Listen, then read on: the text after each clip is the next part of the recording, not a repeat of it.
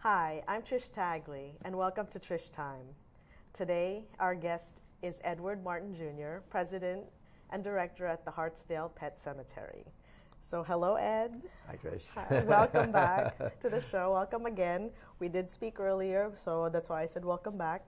Why don't we start off the show with you giving us a bit of history as to Sure. how you came to the Hartsdale Pet Cemetery. Sure.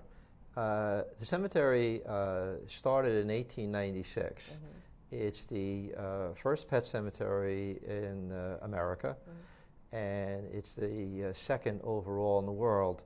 There's a pet cemetery in London.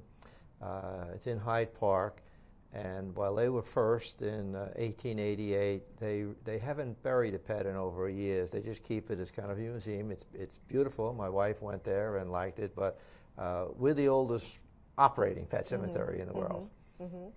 And how was it? Because it was Dr. Dr. Samuel Johnson really was the founder, although there were other people helping him, and of course, that long back, things get a little sketchy. We try to research it the best we can.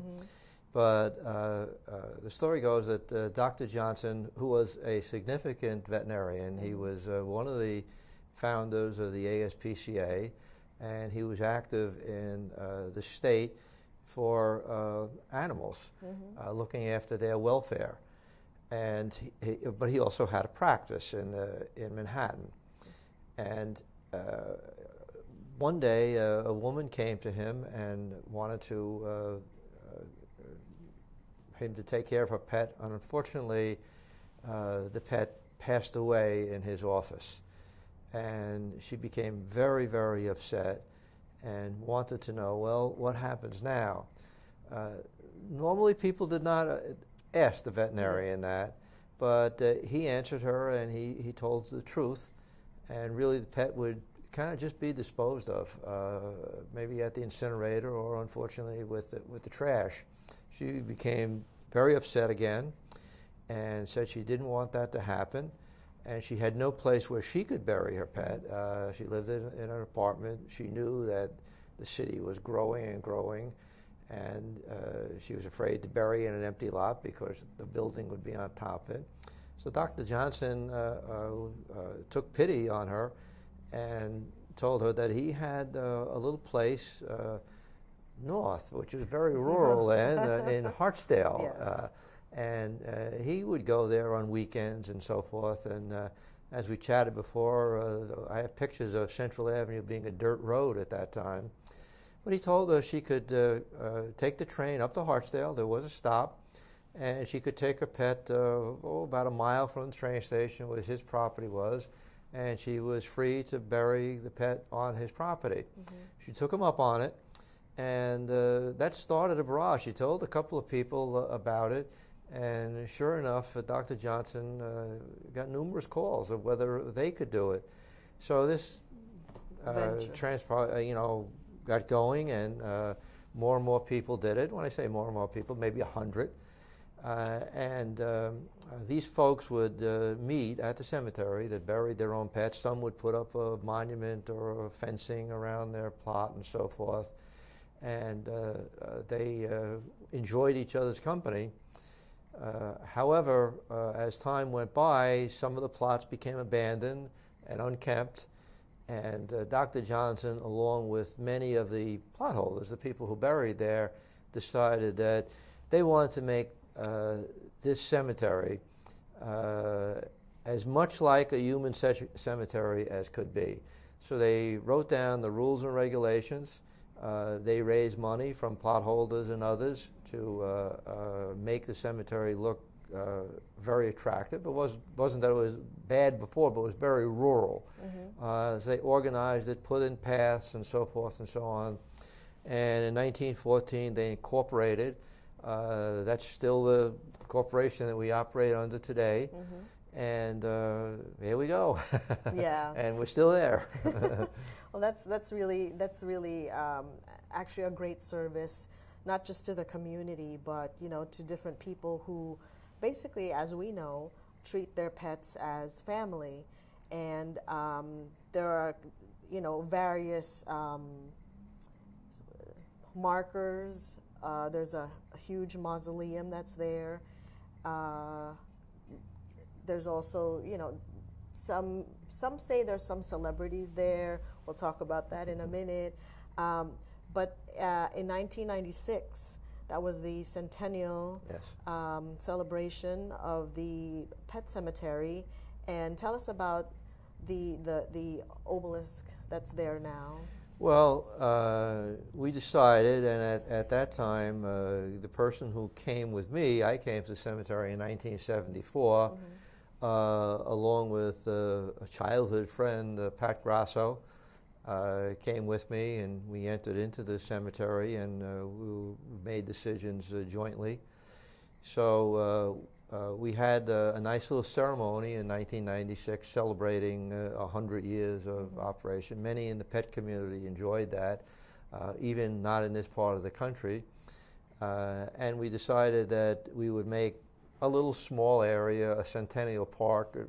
Park would be an exaggeration, but we put up 2 obelisks there, which is a form of a monument.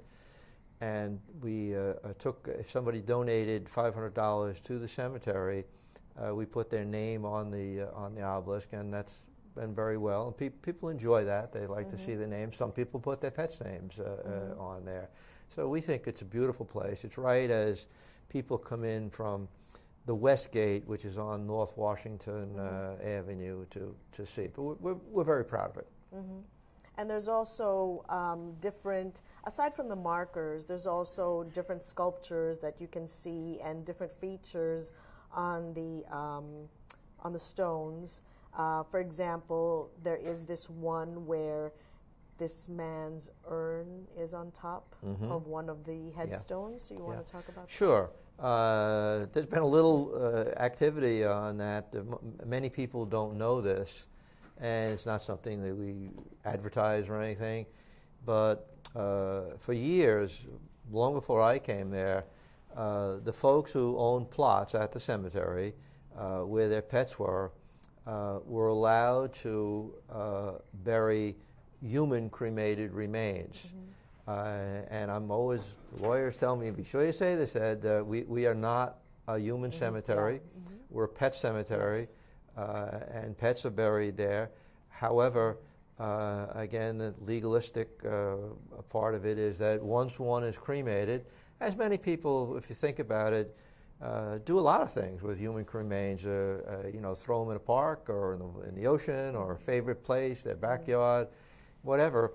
So there's really nothing special about it, just that these folks feel that this is where they'd want to be. We're very proud of that. One reason, of course, they want to be with their pets.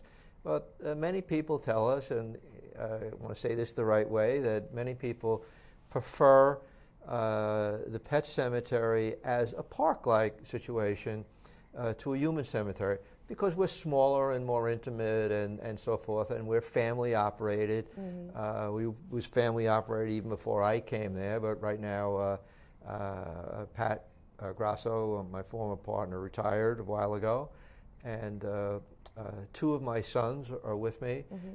My daughter-in-law is also with me. My brother-in-law, who really started with me. My mother used to work there. So it's really family operated, and I think people like that. It's very intimate.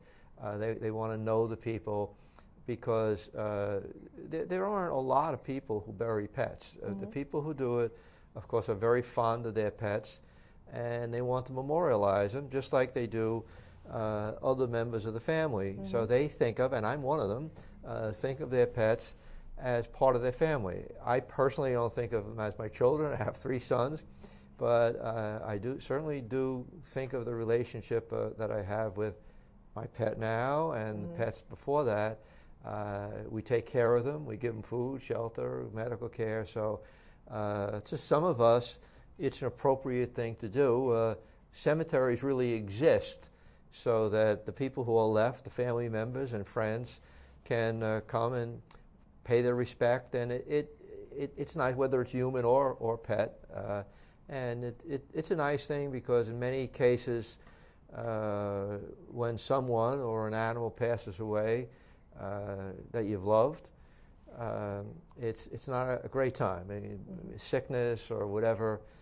But it seems when you go and visit a stone, or you think of your parents as young again, and your pet, which has gotten old, as a puppy and running around. So it plays a role for those of us who do this. Mm-hmm.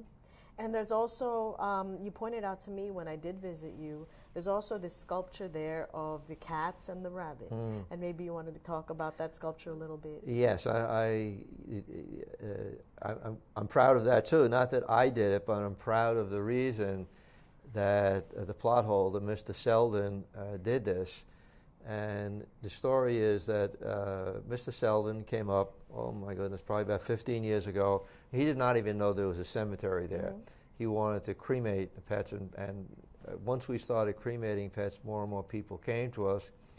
And Mr. Selden, while he was having his pet cremated, he was sitting on the front porch. It was a nice day, and he talked to my brother-in-law, Len, while the process was taking place. And he said, boy, I wish I could be buried in a place like this.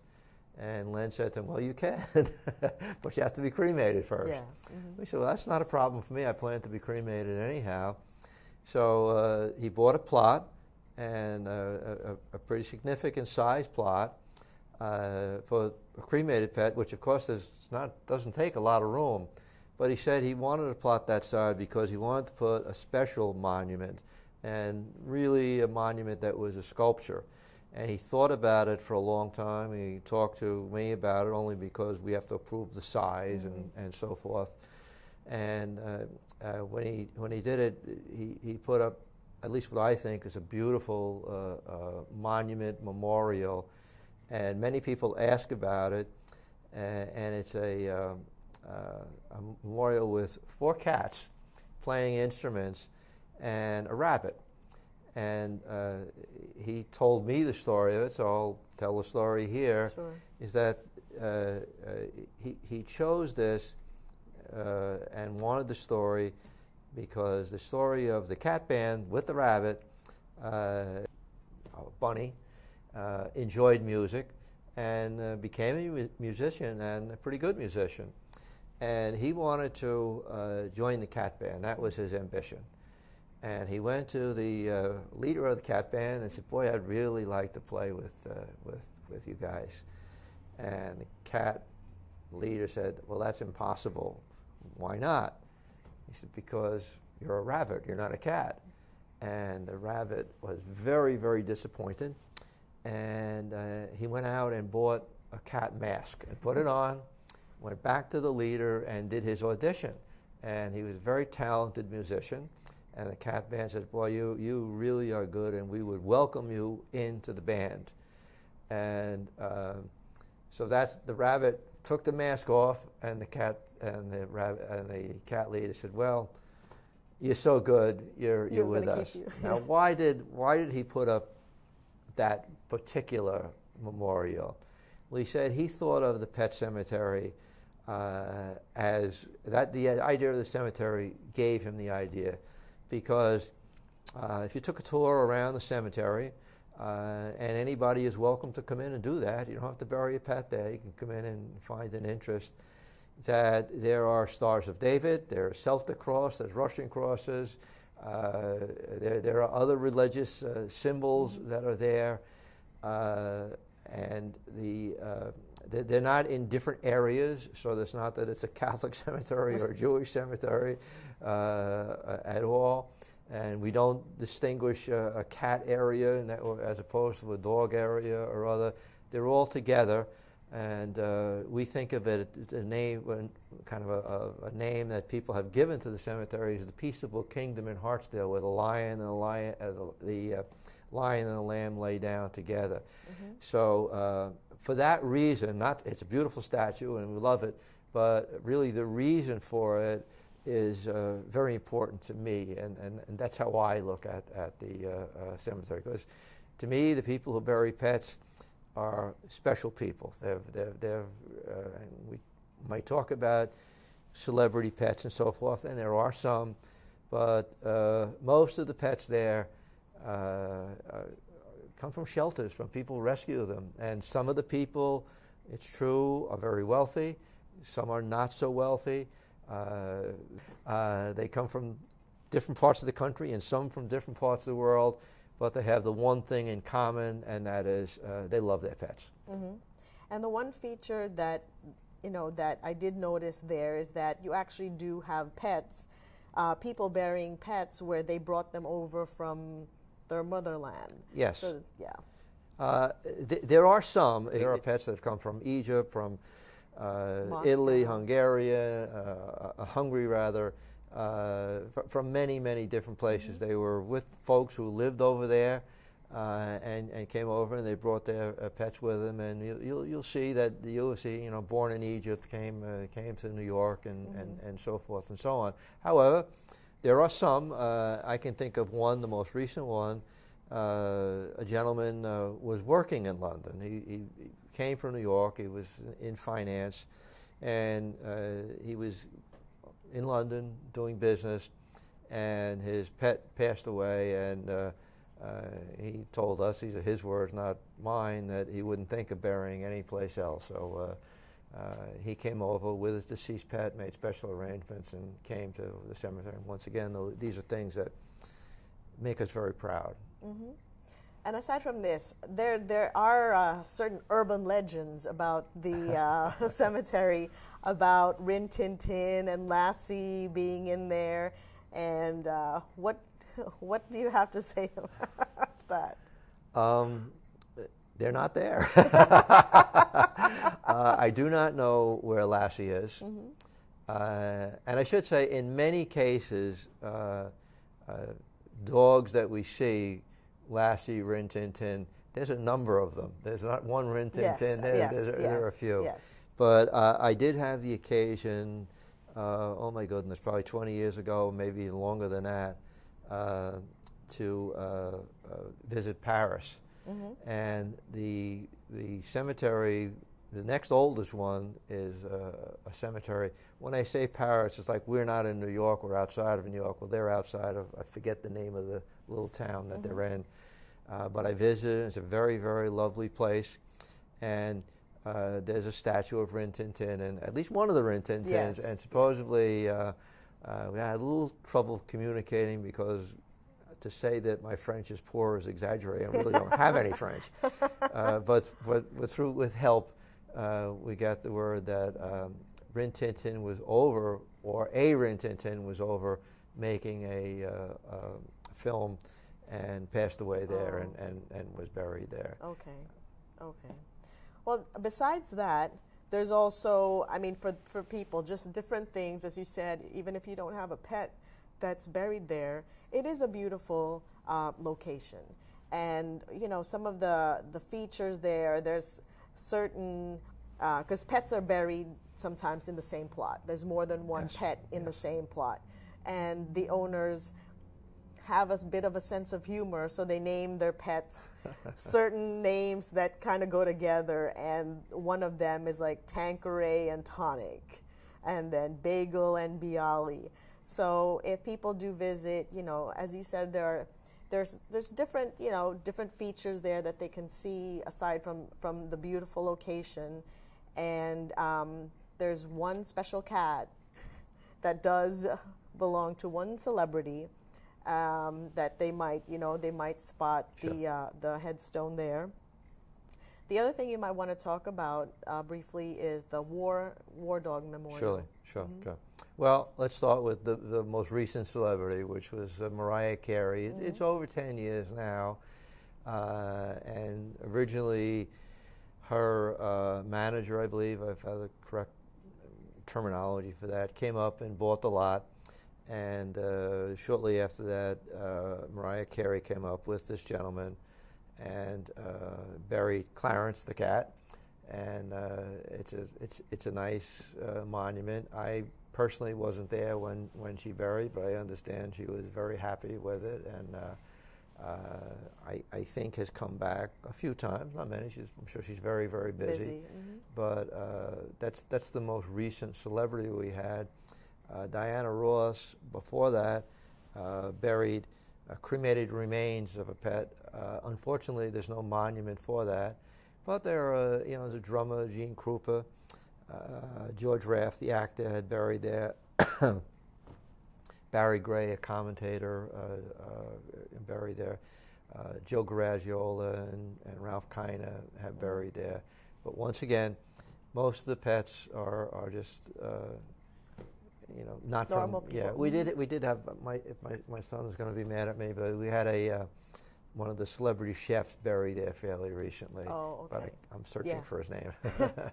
Rocco, would it be? You are right. That was a guess. You are there right. you go. Yeah. So, well, I mean, it's good to know that he does, he had enough love for his pet that he took the time to come up here and pay some respect by having his pet have a memorial where he could visit and all of that. And as far as the names are concerned, I was very interested in that too.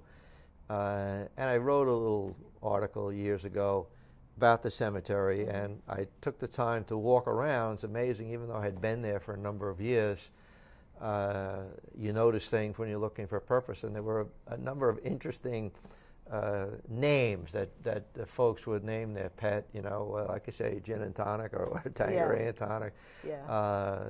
It started when someone came in and they were looking for their dad's plot, and he did not have a monument.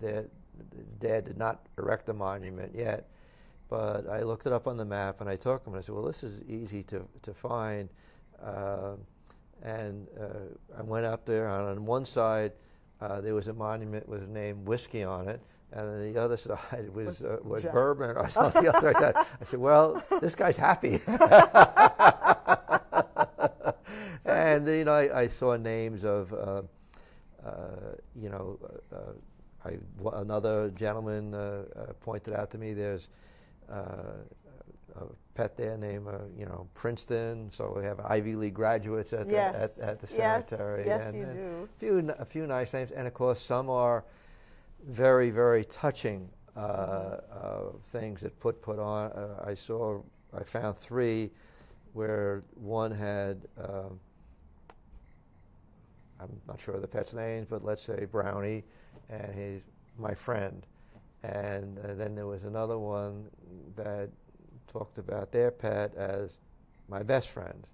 And then a very sad one I found where somebody had put on there, my only friend. And, it can be very touching, and it just shows the role that pets play. Mm-hmm. It's different than a human role. It's unconditional love, and when you have the pet and you have teenagers, the pet's there while the kids are out having a good time, you're worrying about them. So it's been very rewarding for me. And would you like me to talk about the war dog too? Sure. The war dog is a centerpiece at the pet cemetery. And it was erected in 1923 for dogs that had served in World War I. It's interesting because on the monument itself, it doesn't say World War I, it just says the World War. I guess optimistically they thought maybe there wouldn't be any wars, and they were wrong. And what happened in World War I, there was a lot of trench warfare where the soldiers on both sides would come out of trenches at certain time. They call that over the top, coming out of the trench. And of course, they were just mowed down. Not all of them, but it was, the odds of surviving were remote. If you were wounded, that was, So they had dogs who were trained to do certain things. Mm-hmm. One was from headquarters, which was behind the trench. If you wanted to get a message to, let's say, a major or a captain out in the field, the dogs were given a message, and they knew who to go to. They were trained to go to a certain person, whether it was by smell or training or whatever, and that played a major role in the battle. And They also, the dogs played a mercy role. They would come out, and with their sense of smell, they could determine which of the soldiers were dead and which were wounded and needed help. And once they sensed that the soldier was dead, they left because there was nothing they could do. They then found somebody who was wounded, and they had a canteen around their stomach, body, and they were trained to unhitch the canteen, and it would do two things. One, it would give a little bit of help to the soldiers to drink some water, but just as importantly, when the medics came out and were trying to help the men, of course they were in severe danger too, the medics would only go to the men who had canteens next to them because they knew they had a chance of surviving. Mm-hmm. Well, at the end of the war, when the soldiers came home, many of them kept their relationship with other soldiers, and many of them talked about the thousands of lives that were saved by the courageous acts of the dogs, and they wanted to do something. They wanted never to have the acts of these dogs forgotten. So they raised some money. They came to the cemetery and asked if they could help, and one way they could help, in addition to maybe raising some money from the folks who buried there, is if the cemetery would give them a piece of land to put up this beautiful, beautiful memorial. Mm-hmm. So they put it. They finally completed it in 1923. It's a beautiful sculpture of a shepherd dog, although there were other kinds of dogs that served. They have the canteen next to the dog and so forth, illustrating what the dogs did, exactly what it was. And as I say, it was put up in 1923 on a big block of granite, and as I say, the sculpture to me is absolutely stunning. Mm-hmm. And it was put up, and still to this day, as a matter of fact, we just had it a few weeks ago on a Sunday. We have an event at the cemetery. We have more than one event, but this event that takes place in June is to honor not only the courageous acts of those dogs that served in World War I, but dogs that served in other next war, World War II and so forth, and even today where they guard airfields and drugs, and also to honor seeing eye dogs and dogs that help in many, many ways that many don't know about. Mm-hmm. So it's a great day, and anybody who wants to come or find out when our next one is next year, we can get a schedule, and love to have you there. Great. So thank you very much for being with us. And as you know, you heard about the Hartsdale Pet Cemetery. It's located right on Central Avenue, and it's a wonderful location. Hopefully you will come visit. And this is all for Trish Time this week. Come back next time. Bye-bye.